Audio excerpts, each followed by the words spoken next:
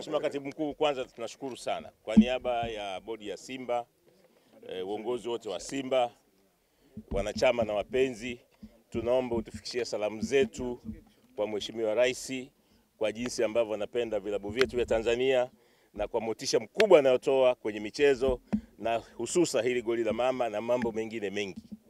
Tunamwahidi tutazidi kushinda, na kwa kweli siku ya Jumapili sijui andae shingapi. Andae shingapi Jumapili? Shingapi jamani? Tutashinda goli ngapi?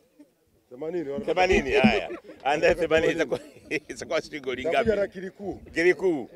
Kwa kweli shukrani zetu sana kwa Mheshimiwa Rais na Simba. Tunaahidi tutacheza mashindano haya kwa ukubwa wetu tunaojua, tutacheza vizuri, hatimaye tuweze kufika finali na ikiwezekana kuchukua kikombe. Hii ndiyo msisitizo wetu. Tuliweka lengo la nusu finali, lakini kwa sababu umetuambia kwamba Mheshimiwa Rais anataka tufike finali, na kwa kweli tutapambana tutafika finali.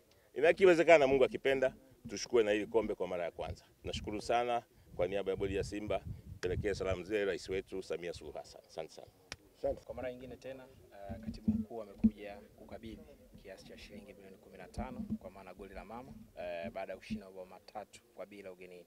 Pengine naweza tukazungumzia kwa neno la shukrani, lakini pia ahadi kuelekea mchezo mwingine ambao unafuata siku kadhaa kutoka hivi sasa ambao tutacheza nyumbani. Na kwa niaba ya wachezaji kwa ujumla, kwanza Mheshimiwa, napenda upeleke shukrani zangu za dhati kwa Mheshimiwa wetu, mama yetu Samia Suluhu Hassan kwa motisha hii anayotupa. Kiukweli inatufanya sisi tunazidi kufanya vizuri na tunazidi kuiwakilisha nchi vizuri. Sisi kama wachezaji kuelekea katika mchezo unaokuja tumejiandaa vizuri kwenda kuiwakilisha nchi vizuri, kwenda kutafuta ushindi mwingine mzuri zaidi ambao tuliopata katika mchezo wa ugenini. Na kwa kweli nimesikia maneno ambayo yametoka kwa mheshimiwa wetu. Sisi kama wachezaji yametuingia na tunakuahidi kwamba tunaenda kuyafanyia kazi ili kuweza kufanikisha kufika fainali na kuweza kuchukua kombe hili kwa mara ya kwanza. Hilo ni jukumu letu sisi kama wachezaji.